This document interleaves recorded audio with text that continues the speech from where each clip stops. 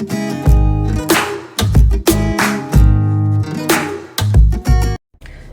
اخليه يرجع بعد ما عملت له بلوك؟ انا اسراء عثمان، استشاريه علاقات زوجيه، واللي عايز يبعت لي استفسارات يبعت على الانستجرام. خليني اتفق معاكي ان البلوك تنسيه من حياتك بعد كده.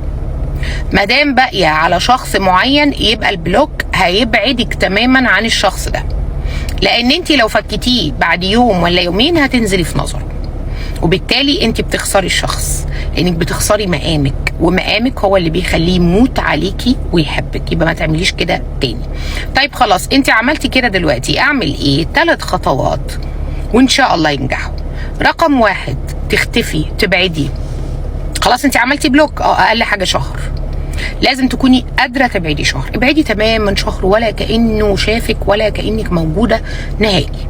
خلال بقى ما بعد الشهر ده، اسبوع او اسبوعين، تبتدي ان انت تخليه يشوفك كانه مثلا على السوشيال ميديا. تبداي تنزلي حاجات، انت خلال الشهر ده مختفيه على السوشيال ميديا، تبداي تنزلي حاجات لو هو عندك على السوشيال ميديا تانية، او لو في حد مشترك مثلا ممكن يشوف صورتك عنده، او تروحي مكان انت عارفه ان هو ممكن يتواجد فيه وتعملي عبيطه جدا ولا كانك كنت موجوده، ولما تشوفيه تسلمي عليه وازيك واخبارك ايه وبتاع، لونج تايم ما شفتكش. تمام. طيب انا ما عرفتش اعمل كده، يبقى نتنقل على الخطوه اللي بعدها، اني انا احاول اتحركش فيه. ازاي؟ يحط ستوري يعمل له لايك، يكون عند واحده صاحبتي مثلا هو وهي في صوره اعمل له لايك.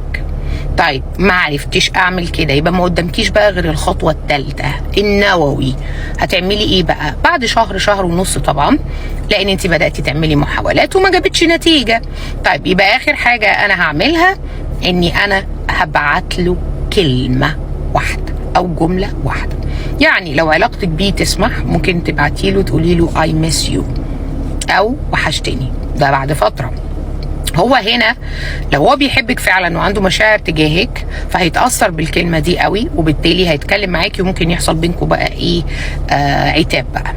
طيب الحاجه الثانيه، لو علاقه لا تسمح، هتبعتي له مثلا مقطع من فيلم انتوا الاثنين كنتوا بتتفرجوا عليه، وتقولي له ايه، شفت الفيلم النهارده ففكرني بيك.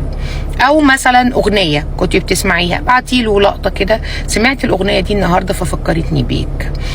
صوره قديمه، شفت الصوره دي كانت في المكان الفلاني، كنت لسه فيه اول امبارح وافتكرتك.